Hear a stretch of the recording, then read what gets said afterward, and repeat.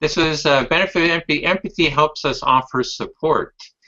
That it helps you to empathize with what people's real needs are, so Yeah. that you can offer support that's really, really accurate. And I don't know if does that. You have any thoughts around Yeah. that? Yeah. I think when I was researching the book, I got pretty confused because the empathy research isn't there. It's not stable. People are still arguing about almost everything. So I thought, how in the world am I going to write this book to help people really get a handle on empathy and how to use it when the researchers are duking it out? Mm-hmm. So what I did was I organized empathy in terms of, okay, I'm going to take pieces from the research and put empathy into a manageable number of aspects that follow one from the other. And so that's where my 6 aspects of empathy came from. So the first one is emotion contagion, which is a very strange way to talk about it, but emotion contagion, then empathic accuracy, then emotion regulation, then perspective taking, then concern for others, then perceptive engagement. So this thing about offering support happens sort of at the end of a process where you have accurately received what is needed. You are able to manage your own emotions and behavior around it, and you can take the perspective of others so that you're not giving them what you want, and you care about them, and your engagement then is perceptive. You can offer support that is both needed and wanted and appropriate. Because I don't know how many times people, my mother used to say this, and I joked with her about it, but she would say, put on a sweater, I'm cold. I'm like, Mom, I'm not Oh cold. yeah, You know? a little A lot of the projection times, there. yeah, just a tiny bit. A lot of times the support we offer to others is what we want, what we might want. And to utilize empathy in a skillful way is to understand what the other person wants, and then to do that. Also, a lot of times, the most empathic thing to do is nothing. And I say in the book, if someone is walking on the sidewalk and they trip, and the first thing they do is they whip their head to see if anyone saw them, then the most empathic thing to do is not see them. Because they're telling you exactly that whatever hurt might have occurred to their foot is not as important as that they don't want to lose face.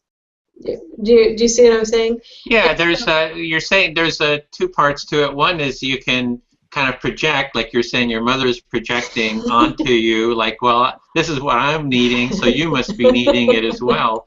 And that the empathy really allows you to see what it is the person is needing or wanting and what would contribute to them.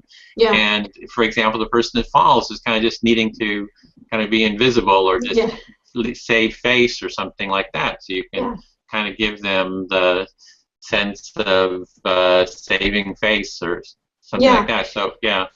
Yeah, I think for a lot of people, the idea is that empathy is always about doing something that's very obvious so that other people will think you're empathic, and I would say that's selfish. If the person whips their head around and wants to make sure that nobody saw them, and I think, I'm going to go be empathic and check on their leg. Do you know what I mean? Oh, did you hurt yourself? Now I'm making it worse.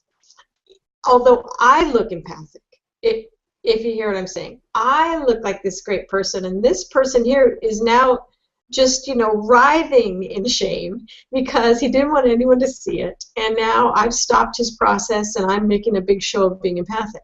Right? It's kind of like for your own image. You want to promote your own image as being this empathic, caring person. Whereas, and it's kind of really, it's actually, you were talking about the how the word came about in terms of paintings. That the origination of the Einfühlung was a projective empathy. Yeah. And that it changed over time. So the actual first ones were saying that you project yourself into the artwork. Yeah. And then it's kind of changed that you're feeling what is there out. Yeah. So it's a different, and so there's that projective versus the receptive. Yeah. Kind of, and so what I'm hearing there is that it's the empathy is really allowing you to feel into what is going on with the other, so you can have like a targeted support. It's kind of and I would even add to that that there's the empathy is also a relationship and a dialogue, in the sense that it's like, I do have feelings, you have some feelings too, and we're kind of negotiating, a constant negotiation, because I want to empathize with myself, offer myself support as well in that sense, and you as well. And I would like you to empathize with me, as you know. That's what I call the culture of empathy. It's that full spectrum of a whole empathic environment. Yeah, yeah, yeah. And I like what you say about the conversation, because, you know, in the chapter, did I do a chapter on communication? I think I did. I was fighting with myself about doing that or not.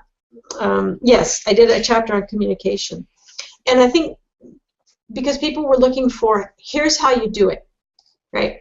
Here's how you do empathy. And what I'm saying is, it's a relationship. It's a dance with no choreography as of yet. And the choreography happens in the relationship. And so to come and say, well, here's a series of techniques that I've got, I think that can be as problematic as the person going over to do empathy with the man who tripped and doesn't want to be seen, right? So I'm doing empathy right now in this relationship. So in the communication chapter, I really talked about just listen and be vulnerable, and be willing to make mistakes, and to go, whoops, you know, I messed that up. Let's roll back a little bit and see where I fell off the empathy train. And so I think that is also, there's feeling into, and there's in feeling. It's a back and forth, and it's intersubjective. You know, it's continually moving. Yeah, so that was you know, in terms of, you know, techniques that I've been looking at, how do we really foster empathy? And you did mention in the book that that your mother started doing reflective listening with you, and then you, as kids, and then you made fun of her for, oh, you know, you're doing this reflective listening, which kind of intimidated her, and then she didn't do it quite that way before, and so you had a little bit of criticisms about that, about the reflective listening. But I found that the reflective listening, which is kind of based on the work of Carl Rogers, who used empathic reflective listening kind of almost exclusively in his work, to be one of the most effective kind of you know, training wheels in terms, and we do it in an empathy circle. So there's like, you know, 3-4 people in a circle, and we agree that we're going to do empathic listening, and this is kind of the form and the structure. Yeah. And just by practicing it back and forth, you know, we do it in a circle, that I've found that one, it gets you into that mode of starting to internalize the slowing down and listening fully to what someone else says. So it gives you kind of like the training wheels for practicing that.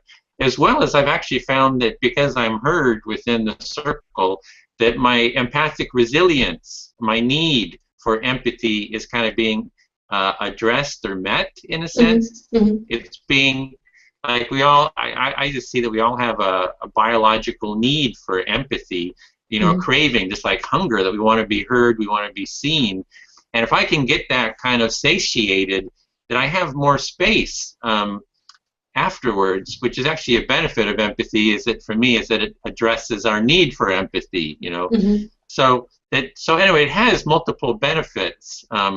So I hear what you're saying about that it can be just like a technique and that, but it can also, I guess it depends on how it's done and kind of the openness about it. Hey, I'm just doing this. Is this okay? If I do, you know, reflective listening. So and you do address some of that too. Yeah, and then I have a reflective listening practice in the book, which Mom created, and, you know, and I name her as the creator of it, which Mom created. It's a wonderful process. It's a 3-part empathy process, which includes a reflective listening piece, but also a piece where you can speak about, where you can give advice, as long as you've gotten very clear about what the other person is saying, right? I think a lot of times for me, reflective listening is too passive. But this comes from someone who's sort of reflective listening to me is sort of like coals to Newcastle. I don't need it. I don't need any clarification on how I feel. I'm very clear about that, but I realize I'm unusual in that, right? It's a very strange thing for a person to actually know how they feel and know who they are. So for many people, reflective listening is important. So I did have a piece of that in there, but I did also make a joke about it. Yeah, I picked up on that because it's a major point in terms of one of the processes that I'm using. I thought you would. I thought I was going to put Dear Edwin. Well, I've done quite a few of these, and even in my family, in the sense, I just see the benefits of of being kind of clearly, this is what we're doing. This is how it works. This is kind of the structure we're going to use, and it's had really great. I mean, it's a little bit more like your mother's. Your mother, she did that, and then she kind of expanded it. So yeah. I mean, we do. Yeah. So anyway, well, okay. Well, with that, we should close this part then. So that was our benefits of empathy. We can have more discussions at another point in time. Sure. And I'll end. Is there anything else just around that you'd like to say before I end the broadcast? Just again that everybody is an empath. Everybody can empathize. So if people tell you that you're not empathic, just look for the things that you're empathic with, and you can work on it. It's an art. It's an art and a skill.